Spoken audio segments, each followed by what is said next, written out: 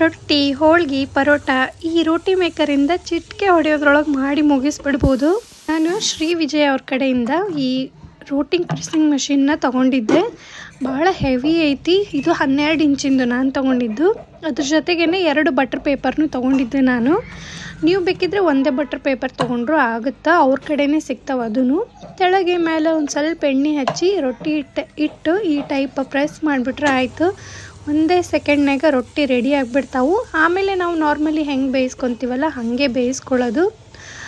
ಬಡದು ಮಾಡೋ ರೊಟ್ಟಿಗಿಂತ ಸ್ವಲ್ಪ ರುಚಿ ಚೇಂಜ್ ಆಗ್ತಾವೆ. ಬಟ್ ಈ ಶುಗರ್ ಇದ್ದವರು, ಕೆಲವೊಬ್ಬರಿಗೆ ಶೋಲ್ಡ್ರ್ ಪೇನ್ ಇರುತ್ತೆ, ಲಟ್ಸೋಕ್ಕಾಗಲ್ಲ, ಬಡಿಯೋಕ್ಕಾಗಲ್ಲ, ಅಂಥವ್ರಿಗೆ ಇದು ಬೆಸ್ಟ್ ಆಪ್ಷನ್ ಅಂತಲೇ ಹೇಳ್ಬೋದು. ನಾನು ಮೊನ್ನೆ ಹೋಳಿ ಹಬ್ಬಕ್ಕೆ ಹೋಳ್ಗೆ ಮಾಡಿದ್ದೆ. ಒಂದೇ ಸೆಕೆಂಡ್ನಾಗೆ ಆಗೋಯ್ತು. ಹೂರಣ ಸ್ವಲ್ಪ ಬೇಳೆ ಉಳಿದಿದ್ರೂ ಹೋಳಿಗೆ ಮಾತ್ರ ಒಂಚೂರು ಹರಿದಿರಲಿಲ್ಲ, ನೀಟಾಗಿ ಬಂದಿತ್ತು. ಈ ಹೊಸದಾಗಿ ಮದುವೆ ಆಗಿರೋ ಹುಡುಗಿಯರಿಗೆ, ಇವಾಗ ಅಡುಗೆ ಕಲಿಯೋರಿಗೆ ಇದೊಂದು ವರ ಅಂತಲೇ ಹೇಳ್ಬೋದು. ಯಾಕಂದ್ರೆ ಅಡುಗೆ ಮನೆಯಲ್ಲಿ ಕಷ್ಟ ಅನ್ಸೋದೇ ರೊಟ್ಟಿ ಮತ್ತು ಚಪಾತಿ ಮಾಡೋದು. ಅದೇ ಈಸಿ ಆಗಿಬಿಟ್ರೆ ಅಡುಗೆ ಮಾಡೋಕ್ಕೆ ಇನ್ನೂ ಕಾನ್ಫಿಡೆನ್ಸ್ ಹೆಚ್ಚಾಗುತ್ತೆ. ನೋಡಿರಿ, ಹೋಳ್ಗೆ ಎಷ್ಟು ಈಸಿಯಾಗಿ ಆಗೋಯ್ತು. ಇದ್ರಾಗ 2 ಸೈಜ್ ಸಿಗುತ್ತೆ. ಒಂದು 9.5 ಇಂಚು, ಇನ್ನೊಂದು 12 ಇಂಚು.